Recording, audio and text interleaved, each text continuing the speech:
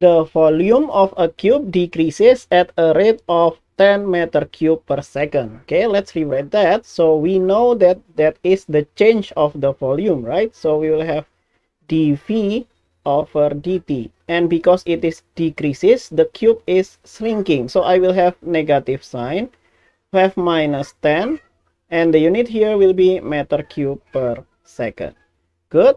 And the question is asking us about find the rate at which the side of the cube change when the side of the cube is 2 meters. So the question is asking us about dx dt here when x is equal to 2 meters. So this is what is the question asking us. Okay, let's start by calculating the volume of this purple cube here. So remember that a volume of a rectangular prism, so volume is equal to the width. So we will have the width and then multiplied by the length, and also multiplied by the height. This is for any rectangular prism, right? But this is a cube, which is a rectangular prism with the same length. So we will have all the width, length, and height is equal to a variable here. So I name this variable here as x. So we will have volume here is equal to x times x times x, or we can rewrite that as v is equal x to the third power, right? But then we are given dv and dt and also dx dt. So I think we need to take the derivative of this volume with respect to time. So let's do that. Differentiate or take derivative, that is the same. Differentiate v with respect to t. Okay, we have no problem on the left hand side, so we will have dv dt here.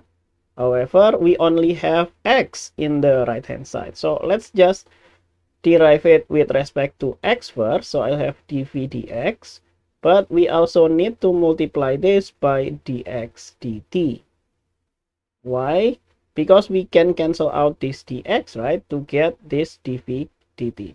But then we can use the power rule here to calculate dv dx from this function here. Okay, so we will have, what is it, dv dx, that will be 3x squared. So we'll have 3x squared and then multiplied by dx dt. And that is dv dt, right? But then we are looking for dx dt, so let's isolate that for dx dt. So now we will have dx dt here, and let's move this to the left hand side. So I will have 1 over 3x squared, right? And then multiplied by dv dt. Okay, now we have the most important equation in this problem, and now we can just plug in the number. We know that x is equal to 2 meters because when the side of the cube is 2 meters, so we will need to plug it when x is equal to 2. So we know that dx dt here, so we'll have dx dt, and we have when x is equal to 2 here, we will have 1 divided by 3 multiplied by 2 squared and then multiplied by dv dt. But dv dt here is minus 10. So we will have minus 10 here. Good. And so we will have minus 10 divided by 3 multiplied by 4, that will be 12. Okay, and I think we can divide both the numerator and denominator here by 2. So we will have minus 5.